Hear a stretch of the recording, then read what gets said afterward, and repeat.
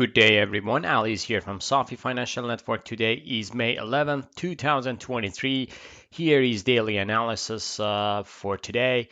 S&P 500 daily chart. As usual, we're just starting with market. I just had a choppy day again, so it was kind of like a volatile day compared to yesterday. It was like a lower volatility, but again, it's pretty volatile market. Just doing sideways since April and doesn't go anywhere.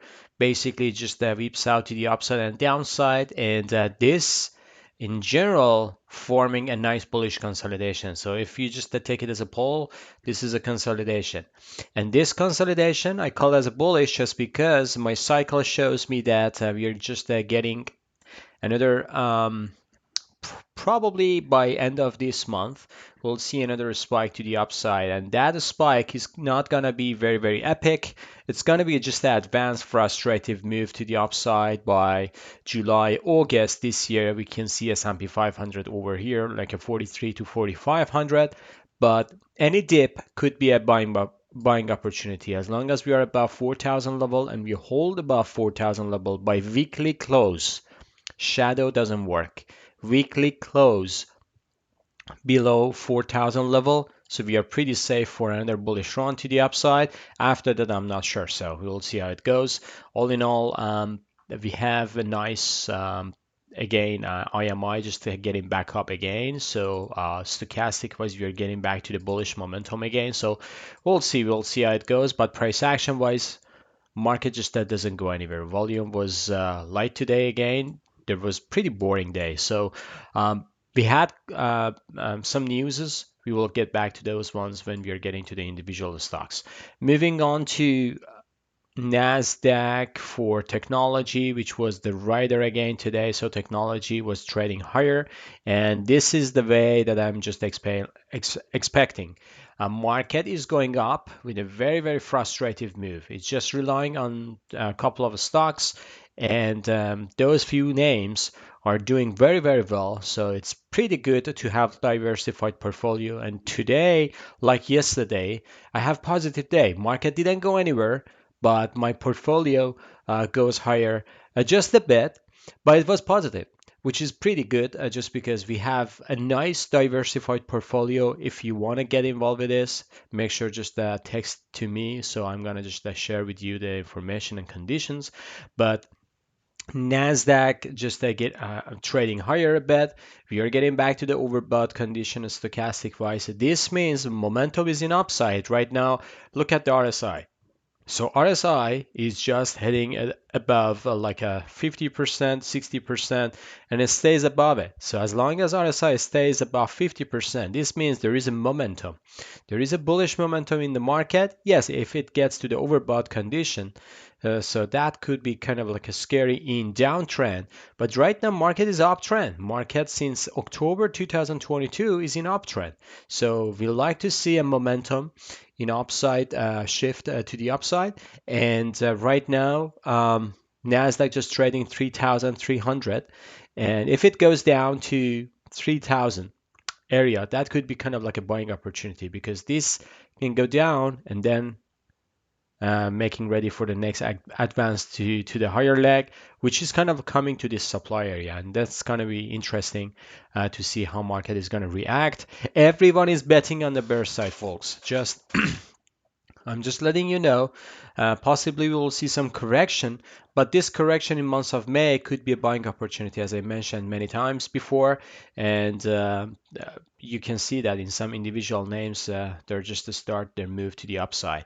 Moving on to US 30, which is Dow Jones. Dow Jones is stocking in this triangle, and this triangle is getting kind of like a compressed by end of this month, and also stretching to months of June as well. So we'll see if it goes down to 32,000 to 32,700. That's going to be a good buying opportunity, I should say, for Dow. And this is now, it's kind of like interesting, just because if you just zoom out, you will see here, this is a bullish momentum. This is a bullish structure. So we'll see here's the left shoulder, here's the head. just a stretching out, engulfing this area, which is kind of like an important pivot, coming down, didn't go even to this level.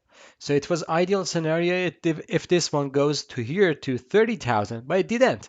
It just finished up 32,000, 31,500, and then going all the way up here, forming this bullish consolidation again. So this is not the clean bullish consolidation that everyone is expecting. But all in all, if you see, that was a bigger picture. Here is another one. So here is another reverse head and shoulder. You will see that. And the ideal scenario is another dip to this area, which is 32,400 to 32,700 or 800. That could be nice buying opportunity, I should say, with a stop below this pivot for the next leg higher. And I believe this next leg higher is coming. It's going to take time. It's not going to be tomorrow or next week. But when this one break out to the upside, this can be spiky, folks. Dow Jones can be spiky. So I don't know if it comes by June, July, but I believe Dow Jones can hit new all-time high, even engulfing above this pivotal point. So take this word from me. Now this is May 11th, and I believe that I'm gonna refer back to this video again and tell you guys when we have a breakout above this level, Dow Jones is gonna hit new all-time high. And this is going to be the end for probably this bull market, because this is a kind of like in bigger picture bullish consolidation. Lots of bullish pattern I see here.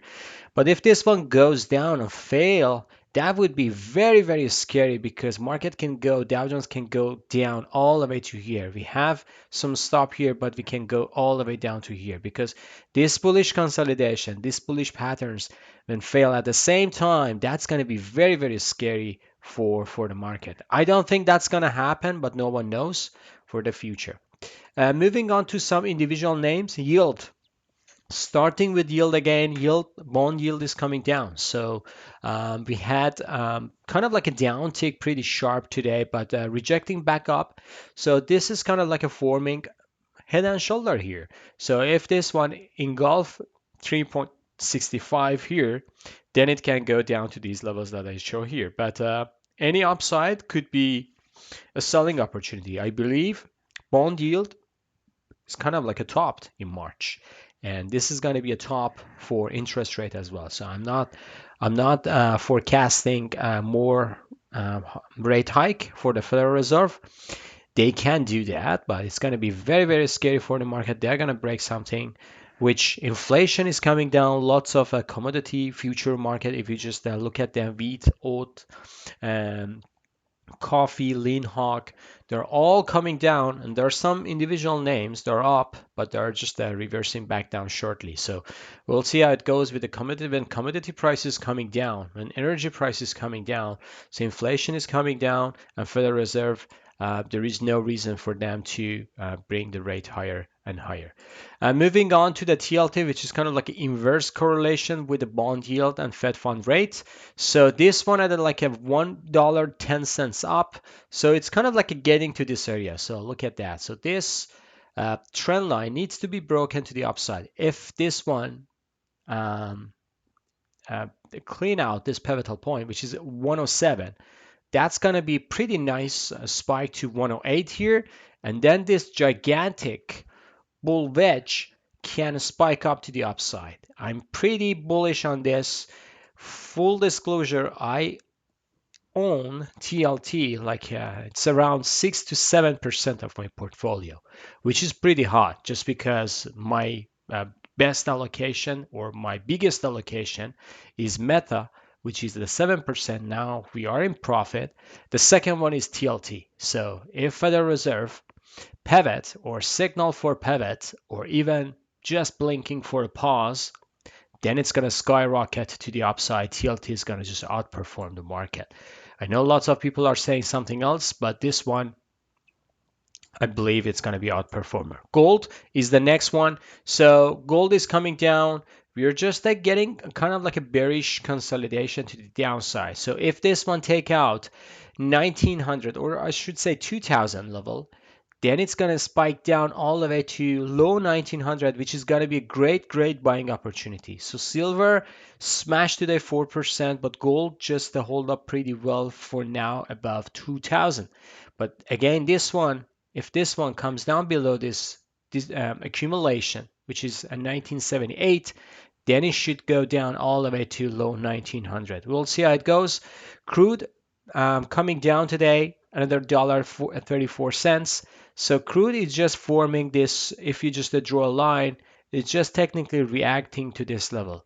So if this one break out to the upside, that would be pretty spiky to the upside, can test this $80 and then go higher. But if this one goes down to the low, that's not a good sign. That's not a good sign at all. So we will see how it goes. VIX market was down today, like S&P 500 was down. VIX is coming down like almost flat for the day. So it was kind of like a rejection. This means still there is no panic in the market. And that's kind of like interesting because if this one goes down and the market is topping, so these two are coming together and we should see somewhere around July, August this year. This one is bottoming while market is topping. Dixie, just a 60 cents up. Pretty nice move for the Dixie, still in this consolidation range, which is there from March till now. So we'll see how it goes. I believe this is the top for Dixie. Any pullback to this area could be a selling opportunity for Dixie coming down. Moving on to technology stocks, Apple 19 cents up, challenging this August top. So it's kind of like a consolidating. We didn't get any deep correction down to here, but if this correction comes, I believe if this one take out 164, it's going to be ugly coming all the way to here. And that's going to be buying opportunity, to be honest, because still this one has more momentum to the upside. But I don't think so because right now we are just challenging this August top. And if this one consolidates here, take out this pivotal point. If it take out this pivotal point, pullback could be a buying opportunity. Amazon, just a rocket start today, just a short little bit, getting to this area. But as long as we are above this trend line, which is fantastic breakout to the upside, look at the choppiness here. But last 3 days, Amazon performing very well. So I believe 130, 137, that's going to be my level for 2023. We'll see how it goes with Amazon. Meta, just another $2. 71 cents up. So Meta doesn't give us a deep correction. So it just go back up again. Microsoft $2.20 down, but nothing spectacular, just consolidating here. Any pullback to these two levels, that could be a buying opportunity. Rockstar for today was Google. So remember, folks, I told you about this consolidation. Right now, Google easily getting back to top of this previous supply area. That's why lots of sellers are taking place. So I was saying before this consolidation breakout, I was saying about 112, 116, 118, and 124. So we just got pretty close today to 118. It didn't get back to that one. This is kind of like at the breakout level. So look at that. This is a breakout level to the downside. Backtest with this wide range bar coming down. So that's why lots of sellers are there. So needs to consolidate here for going higher. So we'll see how it goes. I believe Google can go to this supply area as well, which is 126 to 132. We'll see how it goes. Netflix, $9 up due to Disney bad earning. So Disney just lost their subscribers. Everyone's saying, okay, where those subscribers are going? Probably going to the Netflix. And that's why Amazon and Netflix are going up. They believe that, and Disney, when Disney loses their subscribers, they're going to Amazon Prime and also Netflix as well. So that's why Netflix had like a good move.